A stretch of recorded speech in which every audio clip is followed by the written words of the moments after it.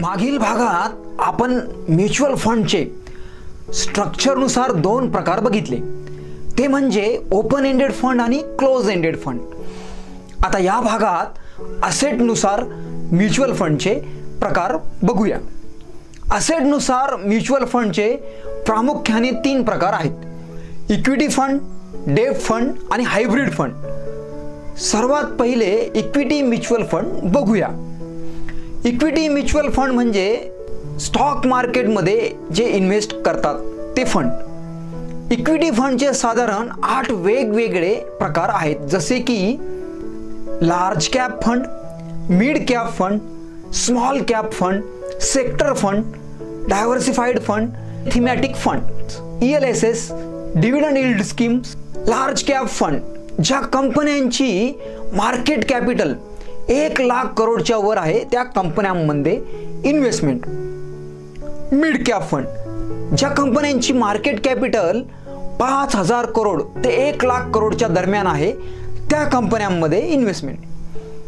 Small cap fund ज्या कंपन्यांची market capital 5,000 करोडच्या खाली आहे त्या कंपन्यांमध्ये इन्व्हेस्टमेंट. सेक्टर फंड यामध्ये ठराविक सेक्टरच्या कंपन्यांमध्ये इन्व्हेस्टमेंट केली जाते, जसं की auto sector, pharma sector, IT sector वगैरे वगैरे. डायव्हर्सिफाईड फंड वेगवेगळ्या सेक्टरच्या वेगवेगळ्या मार्केट कॅपिटल असलेल्या कंपन्यांमध्ये इन्व्हेस्टमेंट. थीमॅटिक फंड या फंडमध्ये थीमनुसार इन्व्हेस्टमेंट केली जाते, म्हणून यास थीमॅटिक फंड म्हणतात. जसे की हाऊसिंग जर थीम असेल तर त्या संबंधित म्हणजे सिमेंट, पेंट, कन्स्ट्रक्शन अशा कंपन्यांमध्ये इन्व्हेस्टमेंट केली जाते. ELSS म्हणजे इक्विटी लिक्विड सेव्हिंग स्कीम्स. हा फंड टॅक्स सेव्हिंग फंड आहे. याला 3 वर्षाचा लॉक पिरियड असतो. यामध्ये इन्व्हेस्टमेंट केल्यास 1.5 लाखापर्यंत सूट मिळू शकते. डिव्हिडंड यील्ड स्कीम ज्या कंपन्यांना नियमितपणे डिव्हिडंड देतात त्या कंपन्यांमध्ये इन्व्हेस्टमेंट. इक्विटी फंडमध्ये रिटर्न जास्त पण रिस्कही जास्त. आता म्युच्युअल फंडचा दुसरा प्रकार म्हणजे डेब्ट म्युच्युअल फंड समजून घेऊया. डेब्ट म्युच्युअल फंड मार्फत debentures, bond, certificate of deposit यामध्ये इन्व्हेस्टमेंट करतात. डेब्ट फंडचे साधारण 4 वेगवेगळे प्रकार आहेत. Gilt fund, junk bond schemes, fixed maturity plan, liquid funds. Gilt fund या फंड मार्फत गव्हर्नमेंट सिक्युरिटीमध्ये इन्व्हेस्टमेंट केली जाते. जंक बॉन्ड स्कीम्स ज्या कंपन्यांची फायनान्शियल कंडिशन फार कमकुवत आहे, ज्या कंपन्या इन्व्हेस्टर्सला रिपेमेंट किंवा इंटरेस्ट करण्यास सक्षम नाहीत, अशा कंपन्यांना बॉन्ड इश्यू केले जातात. त्या बॉन्ड्समध्ये इन्व्हेस्टमेंट म्हणजे जंक बॉन्ड स्कीम्स होय. Fixed maturity plan, certificate of deposit, commercial papers आणि कॉर्पोरेट बॉन्ड्समध्ये निश्चित मॅच्युरिटीची इन्व्हेस्टमेंट म्हणजे फिक्स्ड मॅच्युरिटी प्लॅन होय.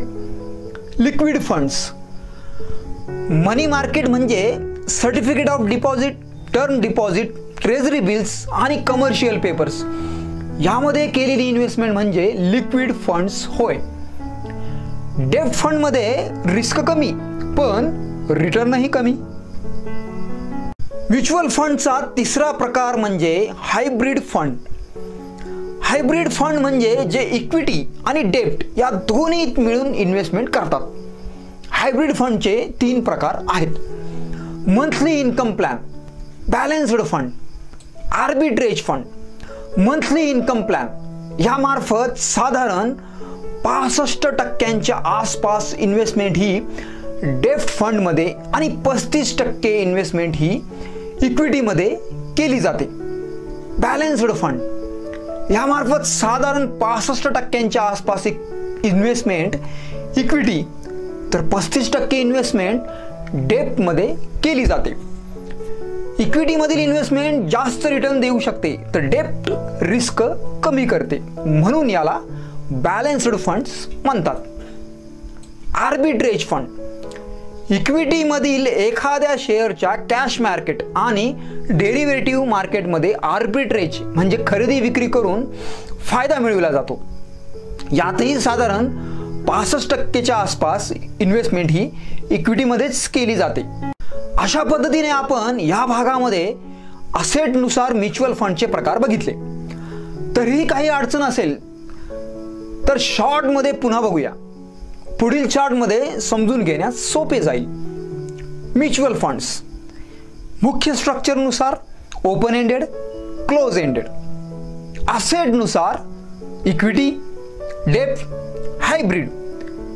इक्विटीमध्ये large cap, mid cap, small cap, sector fund, diversified fund, dividend yield fund, ELSS आणि thematic fund. डेब्ट फंडमध्ये gilt fund, junk bond schemes, fix maturity plan आणि लिक्विड फंड्स.